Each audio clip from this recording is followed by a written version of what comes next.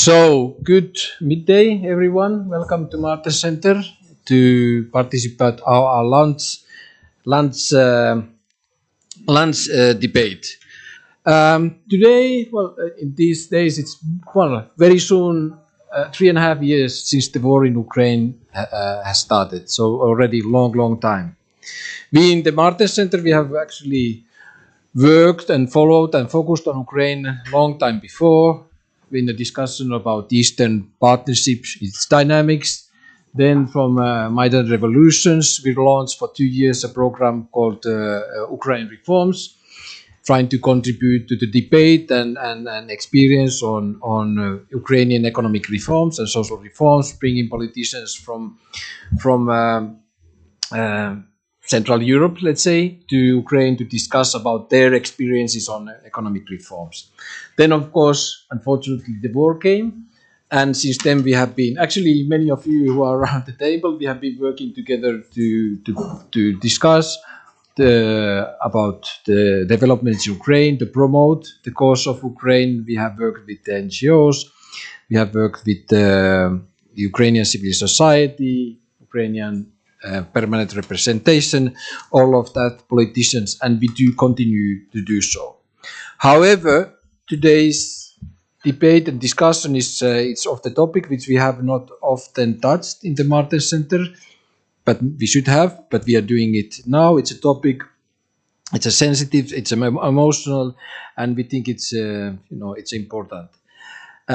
It's about the title of our discussion, the demography of war. In short, it's about deportation of Ukrainian children from occupied territories to Russia.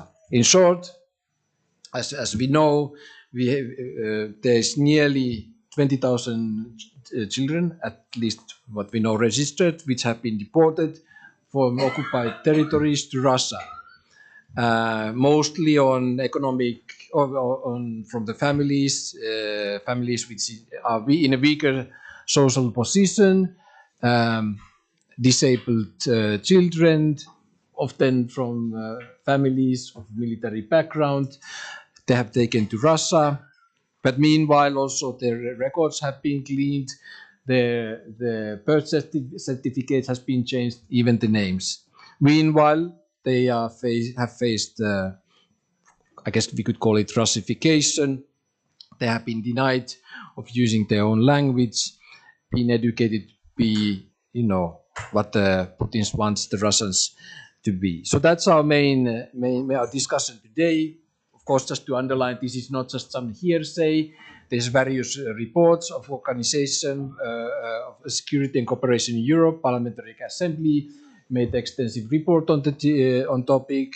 The UK Parliament, similarly, European Parliament also has made resolutions on the topic. And so briefly, what we are going to discuss today, of course, the background, the dynamics, how this has happened, the motivation. We could guess various of motivation.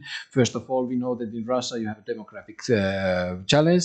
Is Russia trying to compensate that? Is Russia trying to, as we know, especially in Putin's mind, Ukraine is a country which doesn't even really exist. So is the attack on Ukrainian identity, or is it a military strategy, or all of these? And so this is the framework of our discussion. It's a sensitive topic, but topic what we are following up. And we'll follow up in the future. So I would like to thank for you coming.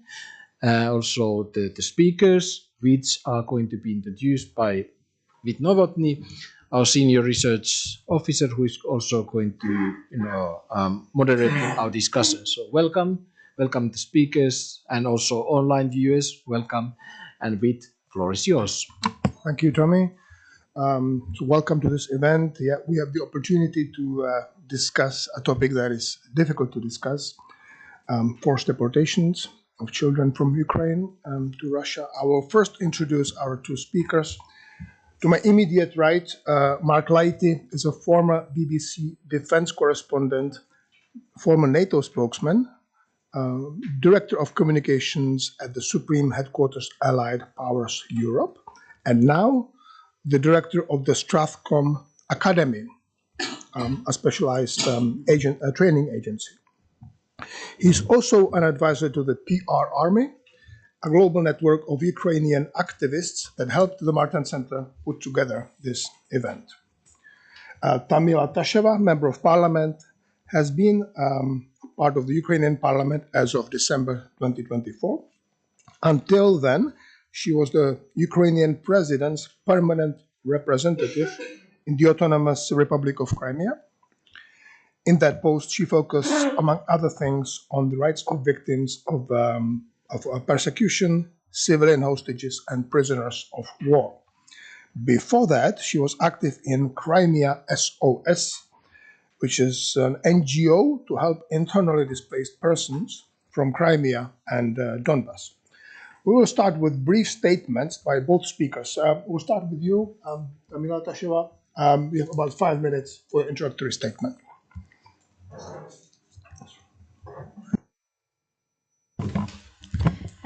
Hello, everyone. First of all, I thank you for inviting and for this very important conversation and dialogue.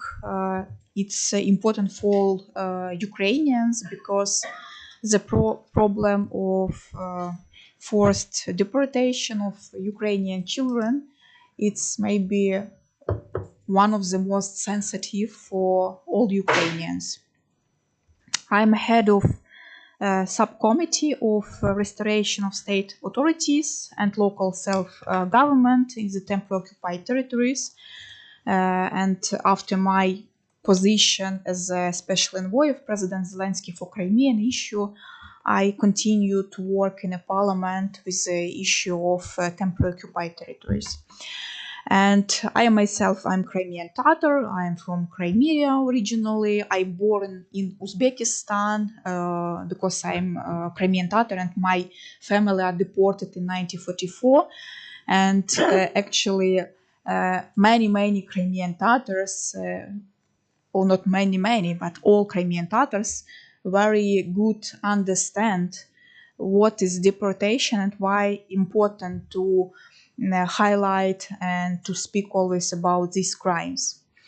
And actually, why we now also on the level of our Ukrainian parliament, on international level, also work on the recognition of Crimean Tatars as a deportation of Crimean Tatars as a crime of deportation, because we understand if in the past some state do not respond for this crime, it means this crime are continues in a future and in present time.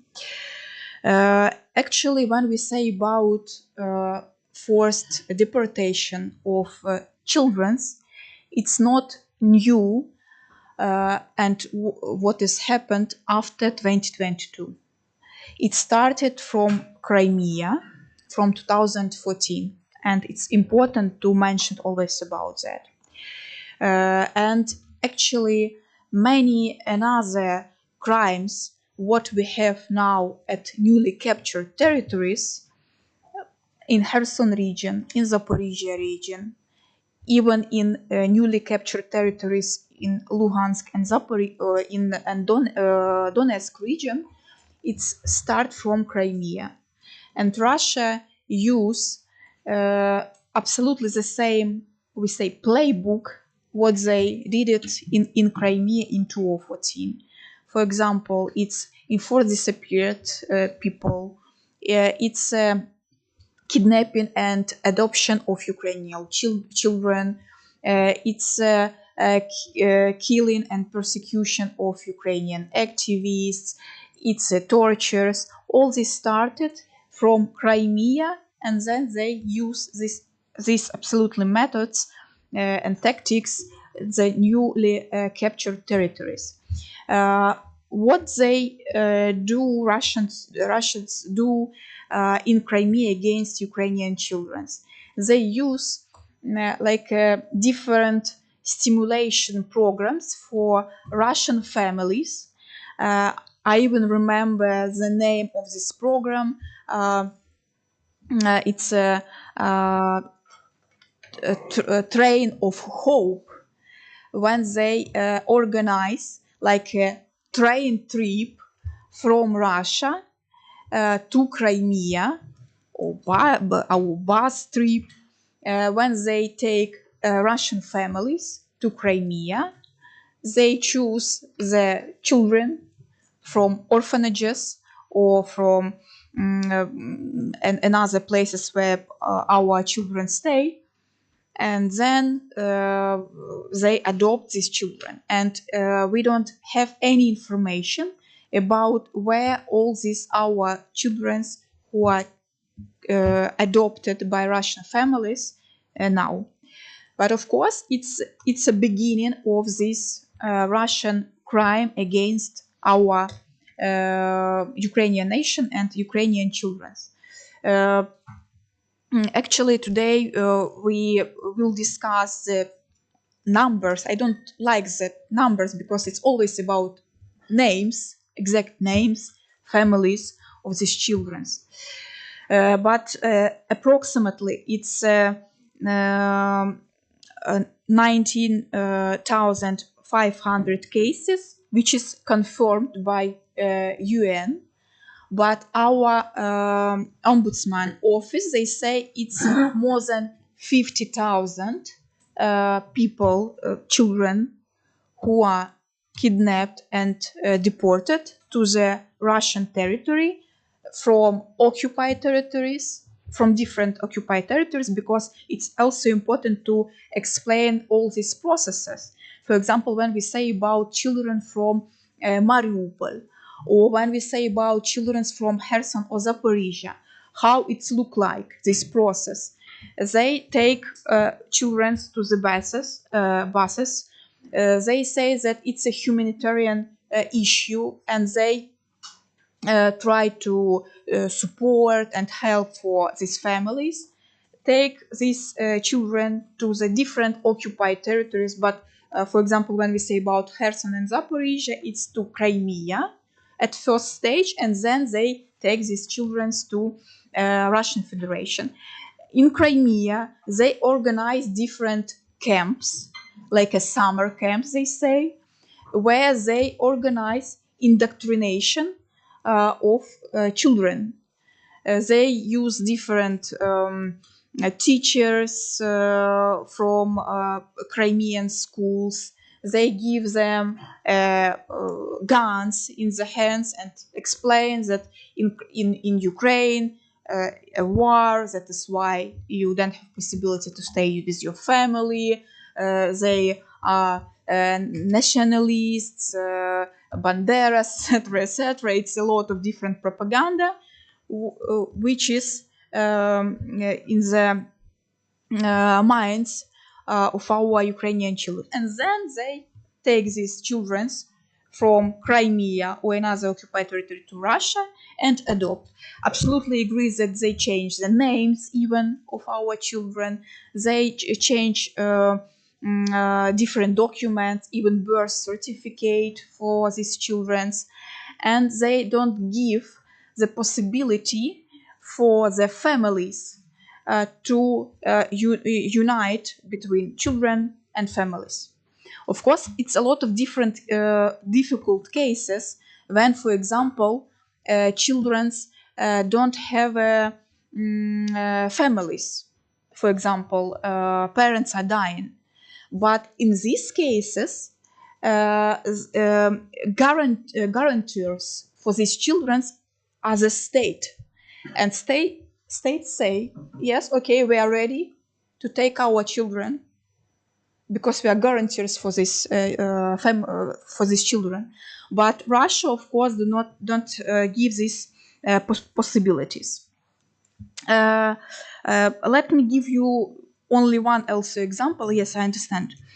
In late 2022, children from care institutions in Kherson and Aleshki, it's in Kherson region, were transferred to occupied Crimea. I explained it, to the facility called Yalinka. Ukraine had officially appointed legal guarantors for them, but Russia ignored all requests from Ukrainian side to return our Ukrainian children. And after that, these children's, its sister and brother, was adopted by Russian families. And a broader, if we say about a broader picture with our children's, it's indoctrination in the schools and kindergartens.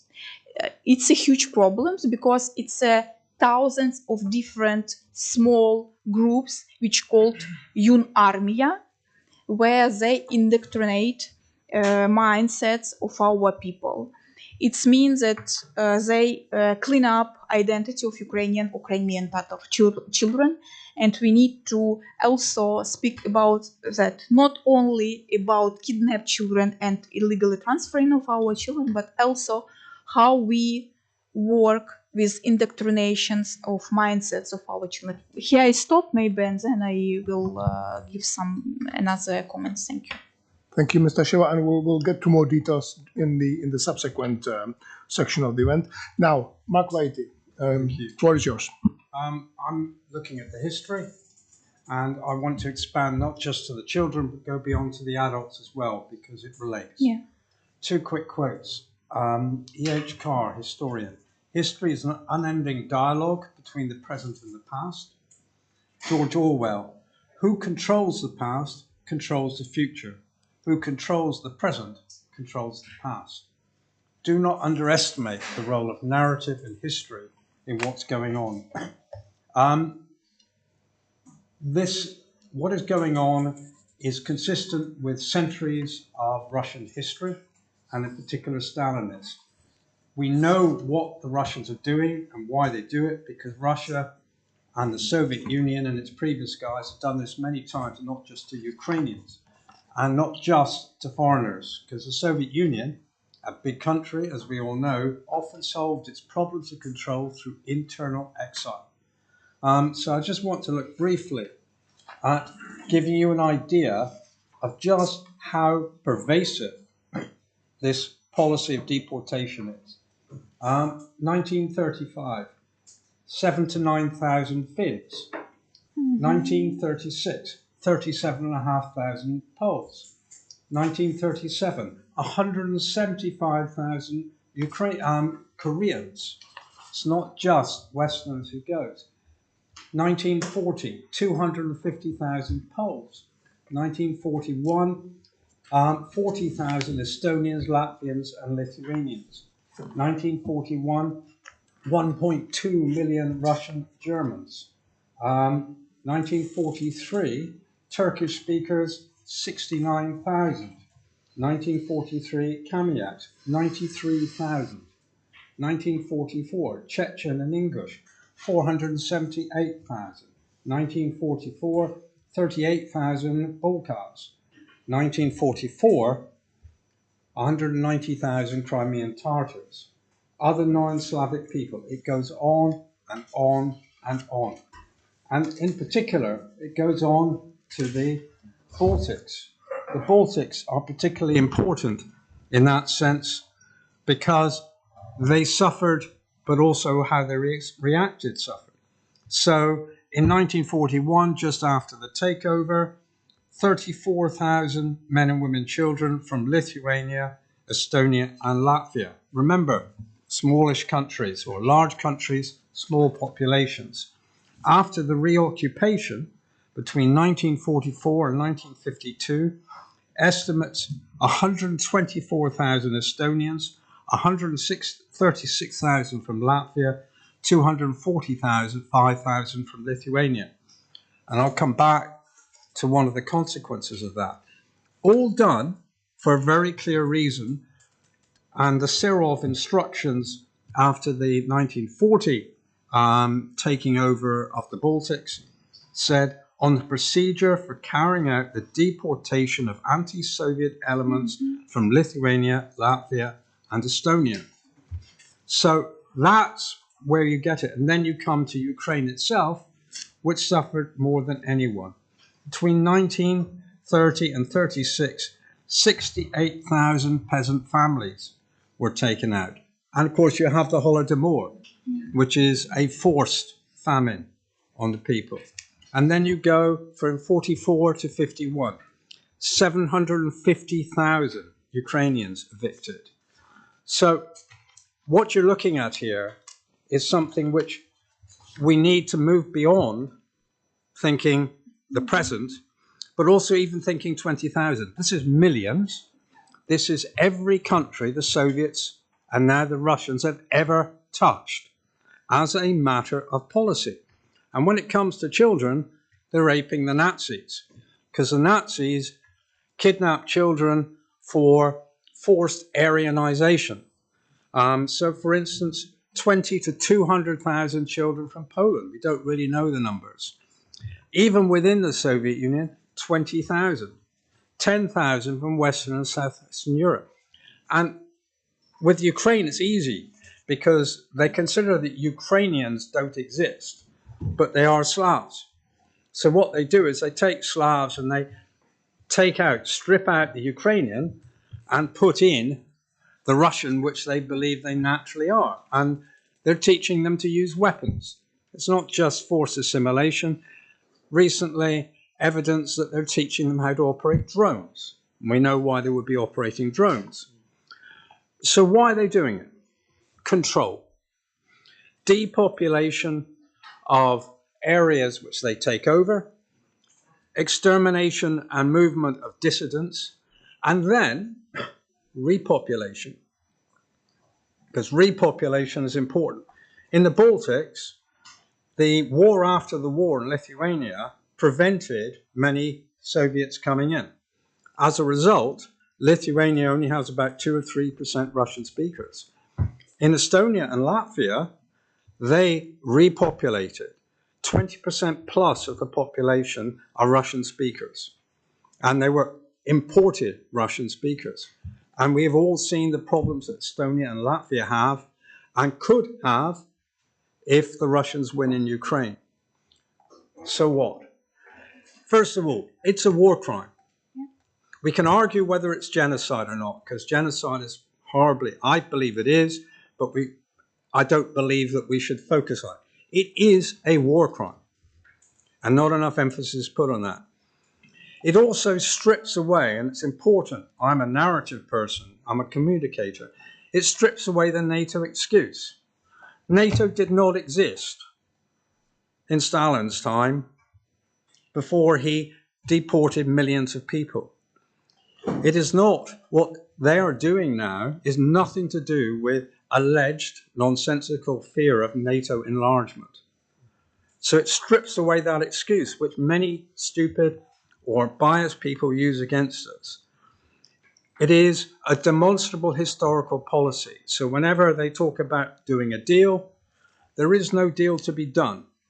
And it is also proof of reinvigorating, reinventing the Soviet Empire.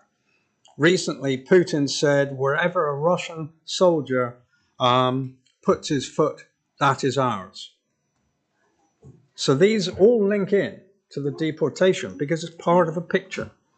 And what this shows is evil, intent, and it dictates our own response. We've got to stop thinking that we can do a deal about this. There's only one deal that can be made, and that is Russia has got to lose. So there is a direct linear link between the deportation of children and adults and how we respond. And that's why it matters in the public debate that's going on. Do not get yourself diverted by, oh, NATO enlarged. Look at the history. And the history tells us it won't stop here. It will not stop here. Thank you. A couple of follow-up questions to our speakers. Do we know of cases where children are successfully extracted back from Russia? I don't know how much if you know, I don't know how much you can tell us about it, because I understand those are things that are probably quite sensitive, and we maybe don't want to know the exact mechanism. I mean, we don't want them to be in the public, but can you tell us about that? Yes, thank you for your question, and thank you for all narratives and for all theses from Mark's side.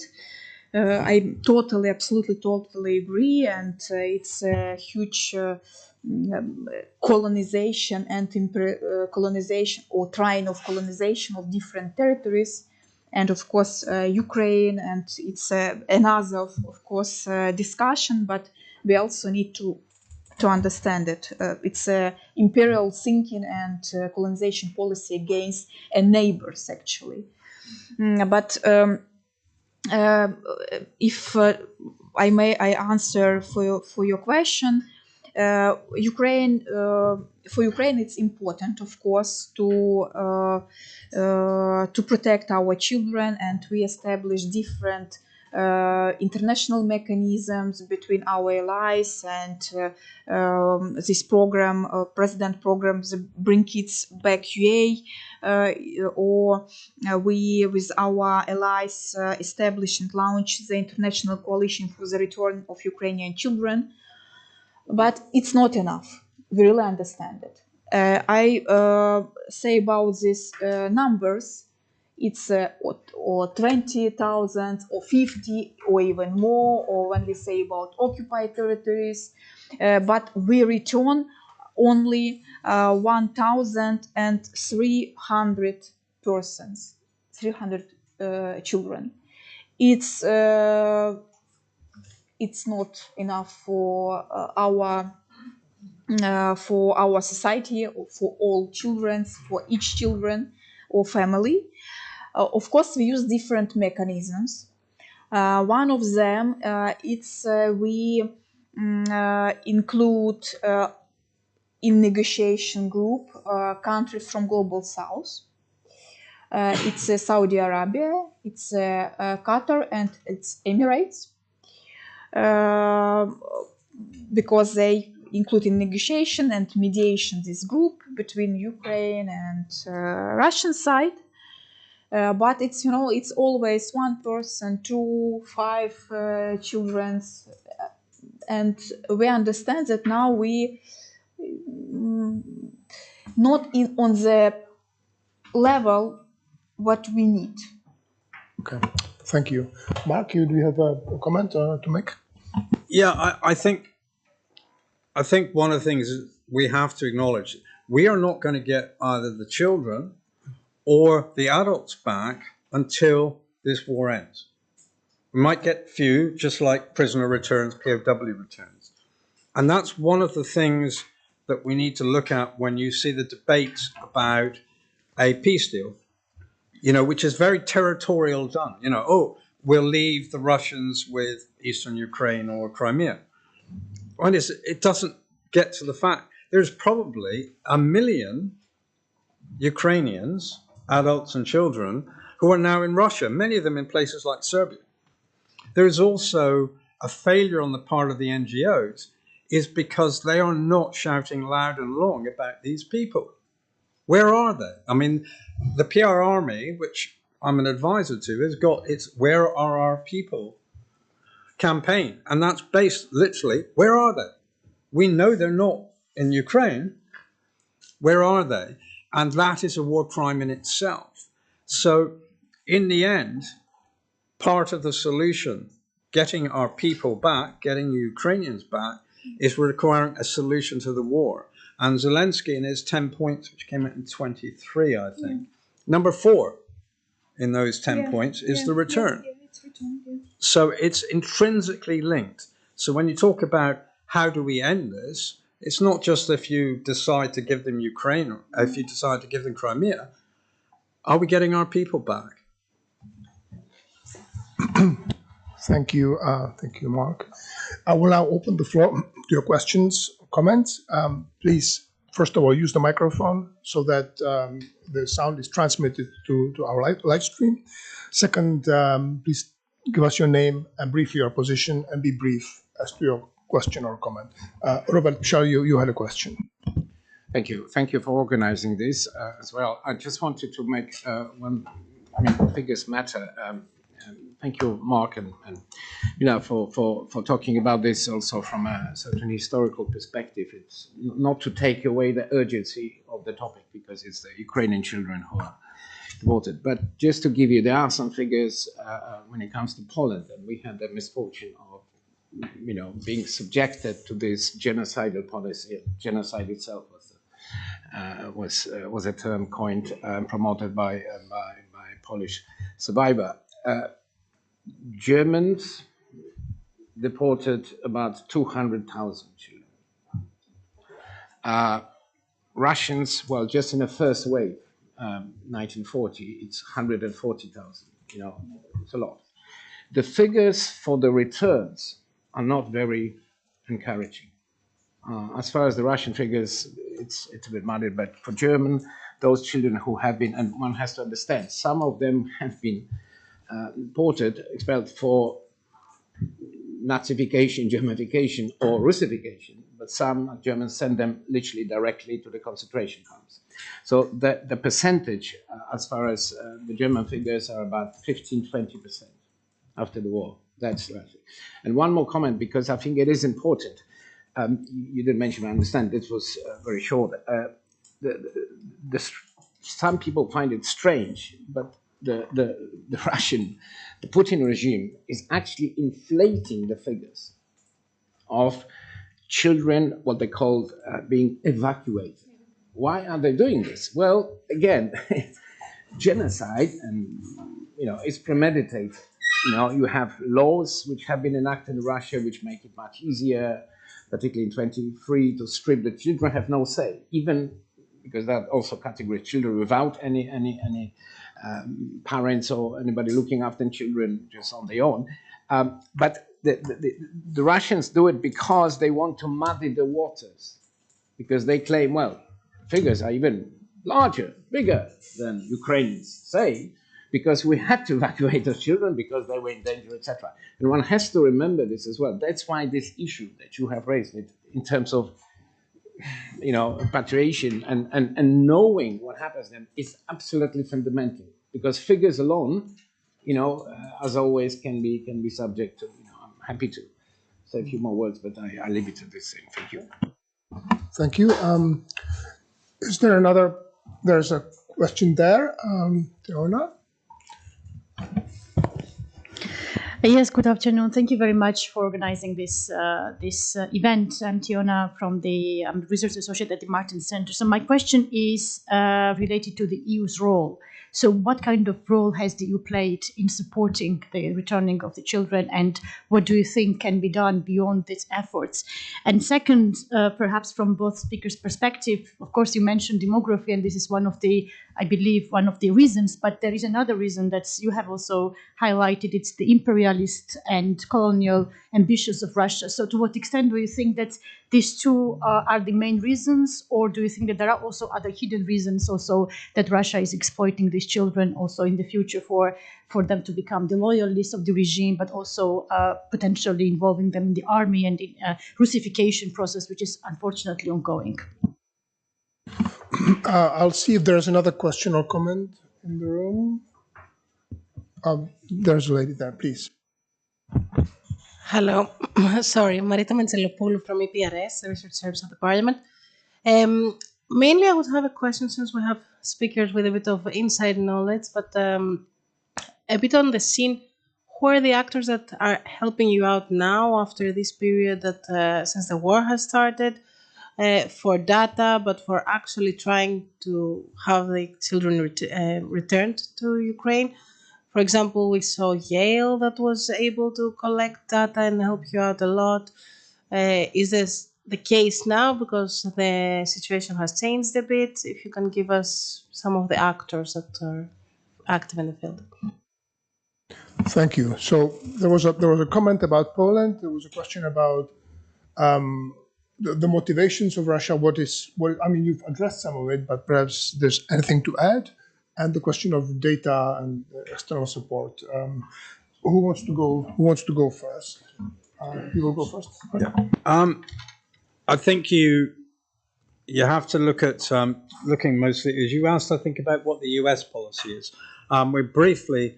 The US policy, didn't have a direct policy on this, but it was through the Yale collecting data, and it has frozen that collection. And that's incredibly unhelpful, because knowing where people are and where they've gone and who's gone is bad. And that is a shame. It's more than that, it's a disgrace. And there's concerns about whether that material's actually been deleted or not. But at the moment, we know it's not being collected anymore. With regard to the rest, I think you've got to see it as part of the internal logic and narrative of the Russians in taking these children and what they're doing. If you take as read what Putin says, which is that Russia and Ukrainians are indivisible and they're actually already all one people, then why wouldn't you, seeing as you're all one people, why wouldn't you take them from one place which is dangerous to put them to one place which is safe? So the internal logic is impeccable. It's just, it's wrong. Because they're not Russians, they're Ukrainians. And if you are having a militarized society where you are upgrading the military patriotic education for every Russian, real Russian, why wouldn't you upgrade it for these proto-Russians who've been misled by the propaganda of the neo-fascists in Kyiv? So it all fits within, when you have that worldview, you do what they're doing. It's just that the worldview is fundamentally wrong and evil. So that's where the logic comes and why they almost advertise that they're doing it, because they're saying we're doing what's right. The fact is that you are in a war zone. You should not be taking children anyway. You should be notifying who they are. You should be not just notifying it on Russian TV. You should be notifying the Red Cross and so on. None of which they are doing, and the same thing they're doing with adults.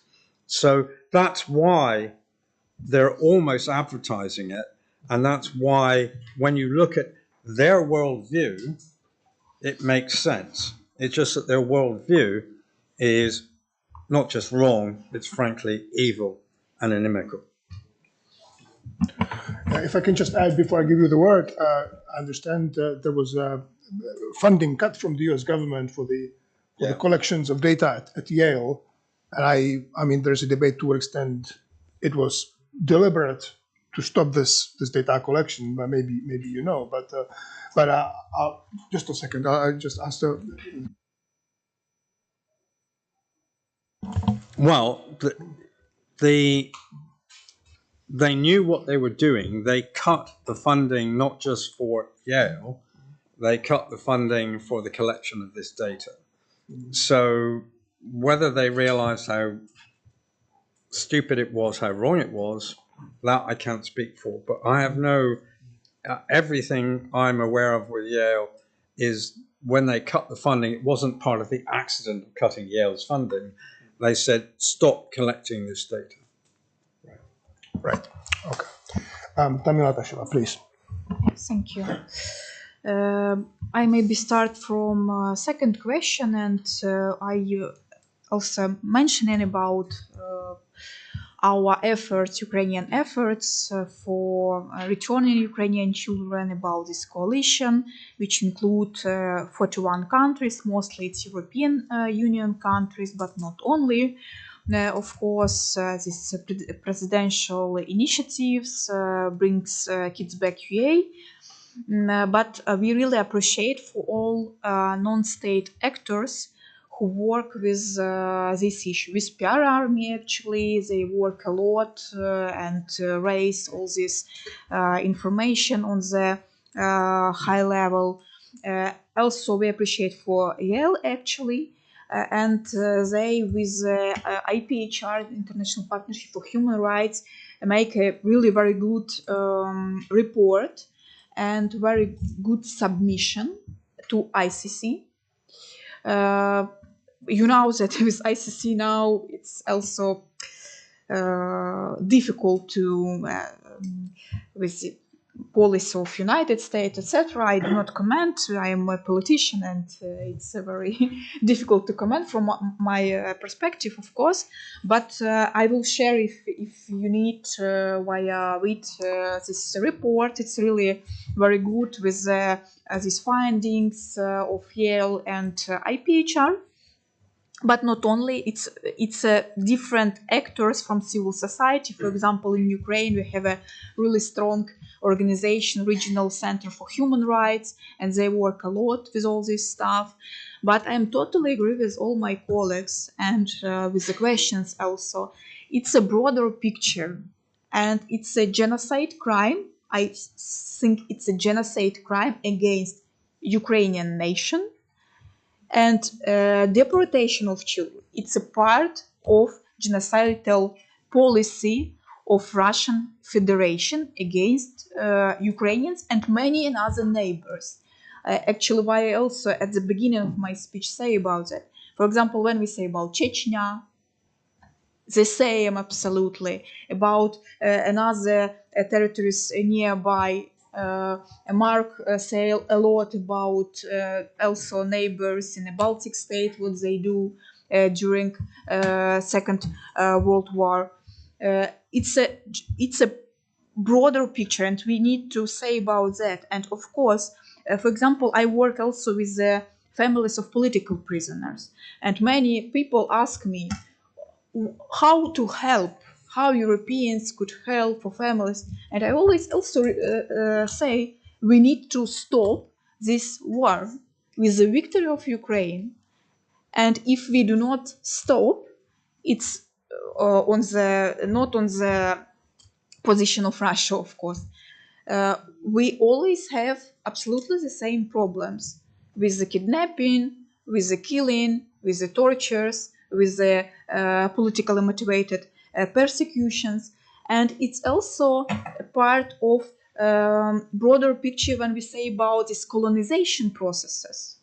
Because Russia now changed demographic composition of occupied territories.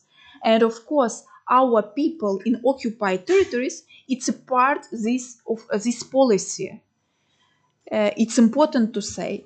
When we say about children, now it's 11 years of occupying Crimea or parts of Donetsk and Luhansk Oblast.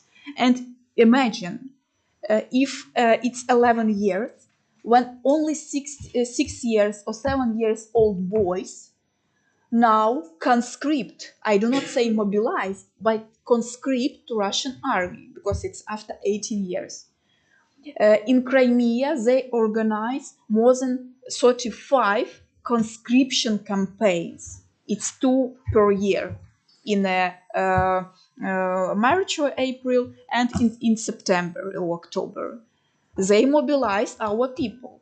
If I don't know if you remember this case of this warships ship Moscow.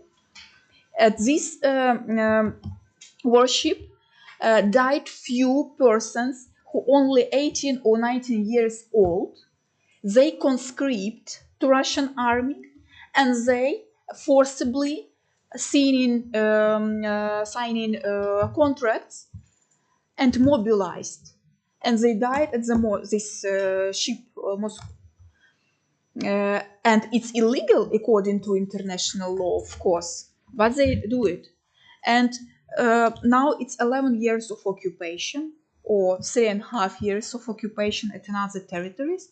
And we understand that in a few years, a lot of these children and young boys will mobilize or conscript to Russian army to kill Ukrainians. It's a huge problem. That is why I totally agree that if we say about how to end this story with kidnapping and deportation, it means we need to end this war. Thanks. Comments, questions from the room? Please. So I'm Renee from the Martin Center, and I would have a question for Ms. Tasheva. about the children who have been successfully brought back. I was wondering what steps are being taken to reintegrate them into Ukrainian society, even though it's only a few, but people would be interested to know more about this. Thank you very much. Is there more? If not, we go Tommy, please. Yeah.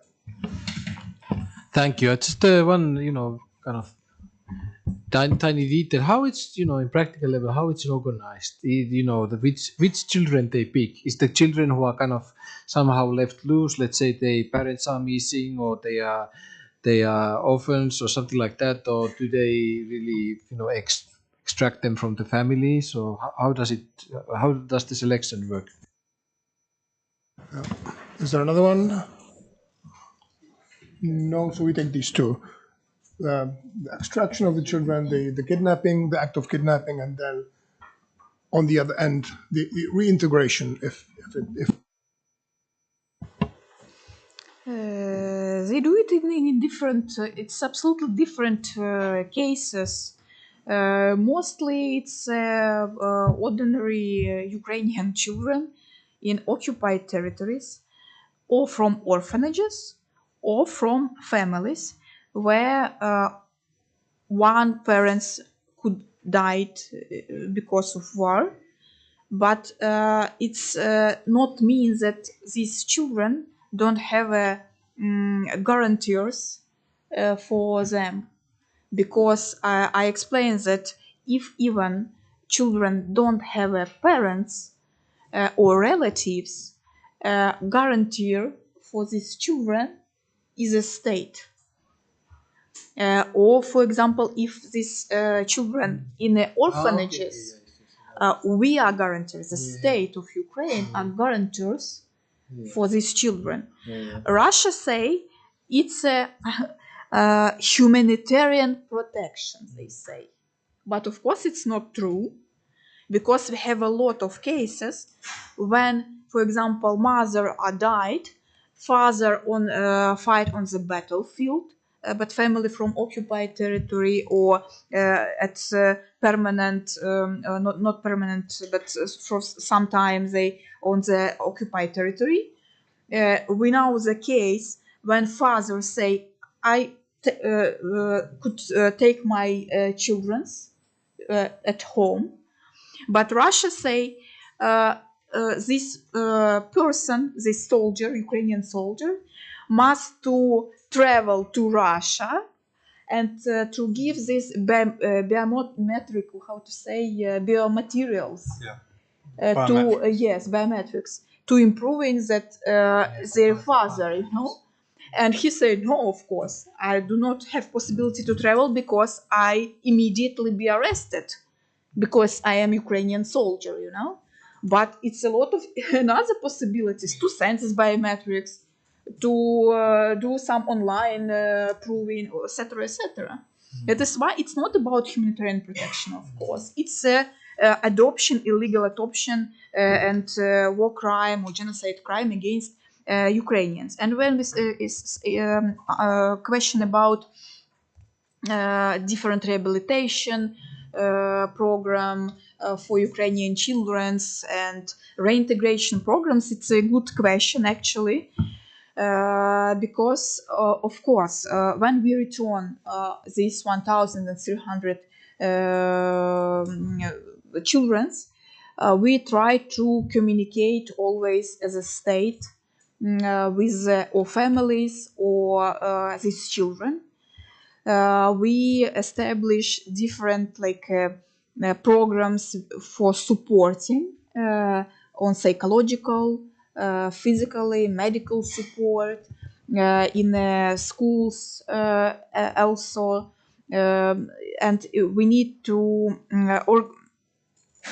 we understand that they need special protection after all what they see in or occupied territories or at Russian Federation. I don't say that it's enough what Ukraine is do for these children. We understand it also. But our Ministry of Social Policy, our Ombudsman Office do a lot, really. And also different non-state actors, civil human rights organizations also try to support, and we also appreciate for our European allies who support different programs. They give some financial support for different organizations who work with all these children. But another issue, it's the issue of our children who live in occupied territories, because we have another programs. For example, we adopting legal framework and different programs in our universities for to try to take our children from occupied territories. For example, in our universities, Ukrainian universities, they have possibility to study on special program without money for it's in from budget, and they go to universities in for special program. They even do not do the tests for the universities. But it's another different. It's a huge topic. I could just add that we shouldn't underestimate the scale of the problem that there is and we're going to have. As Tamil has highlighted, you've had all of the in Luhansk and Donetsk and in Crimea. You've had, they've been there since 2014. And so you're now looking at a cohort of children who sort of coming up to conscript age. We should not kid ourselves. They will have been thoroughly Russified. And what are you going to do with them? I mean, basically, I mean, you go back through history. I mean, the Janissaries with the Muslims, you know, they took young Christian children and Islamized them, I suppose would be the term, to the frontline soldiers for Islam. There is a generation of Ukrainian children out there who will fight for Russia.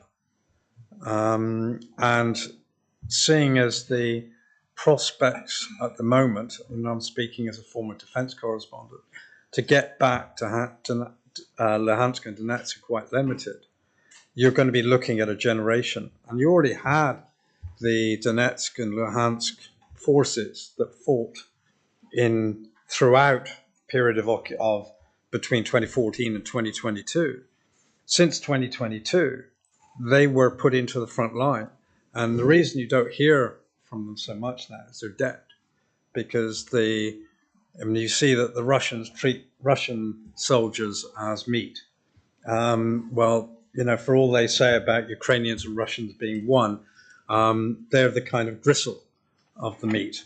And they basically shove them in the front line and they're kind of dead. So it's not a good idea being a Ukrainian, Donetsk and Luhansk and around about 19. So this is going to be a major, major problem in the future. We should not kid ourselves. These are not children waiting to come out and wave a blue and yellow flag. It ain't going like that. Could I only one? Yes, briefly, please. Yeah.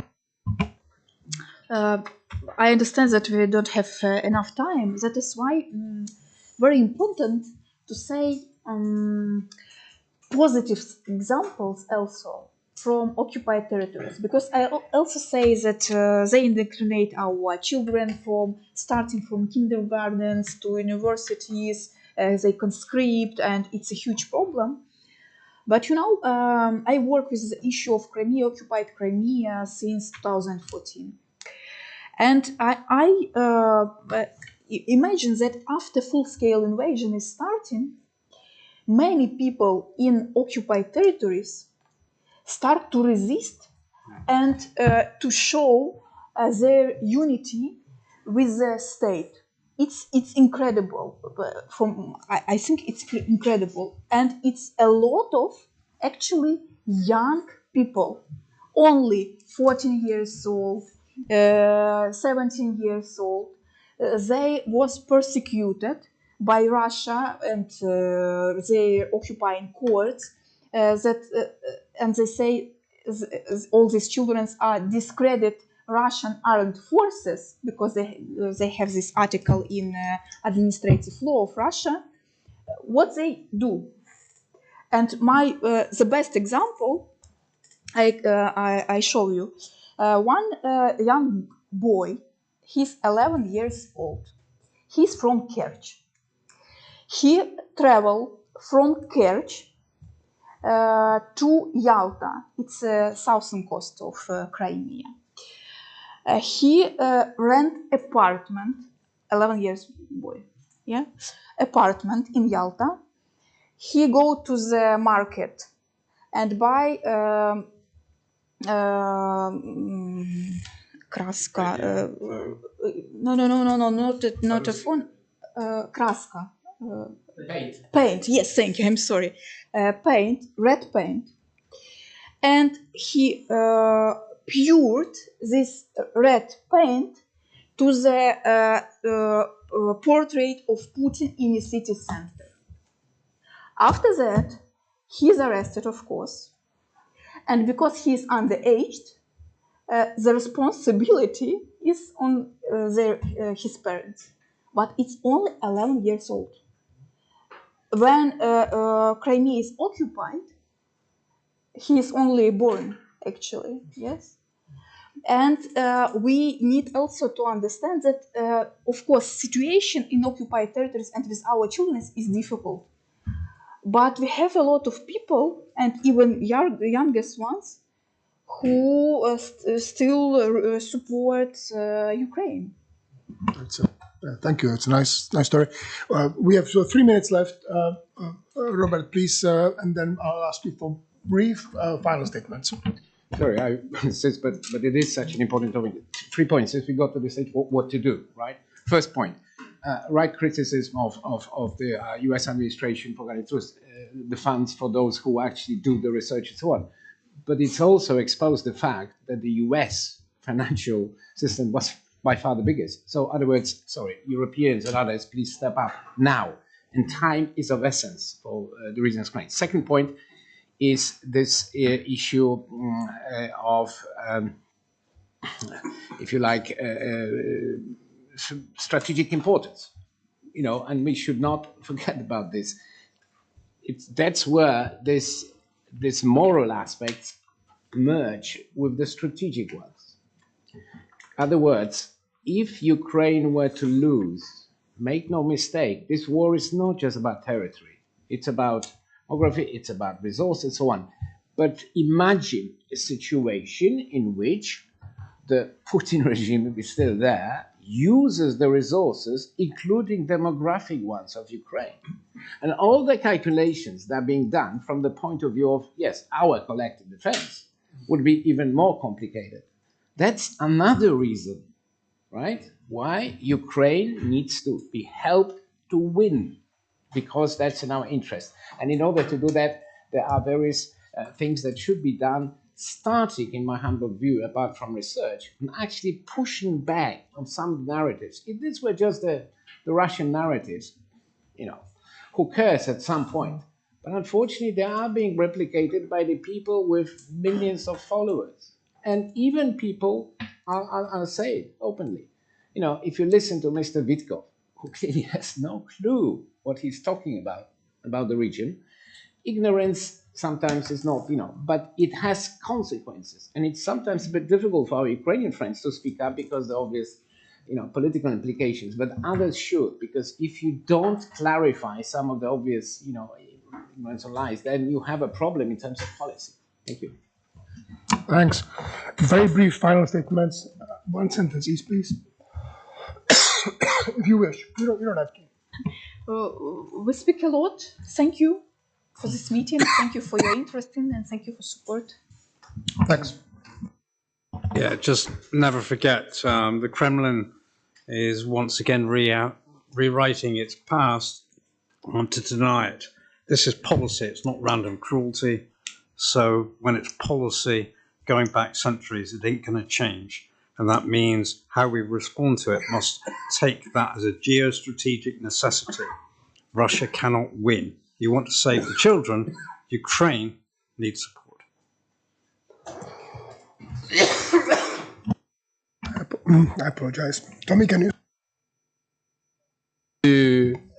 Just to propose a round of applause for the speakers and for you coming. And then on behalf of Martin Center, we continue to work on this topic and also to support Ukraine in the platforms and all platforms we are working. So thanks very much for coming. And I think there's still some Swedes to follow up. And if you want to follow the discussion, I think the panelists stay here for 10-15 minutes still. All right. Thank you.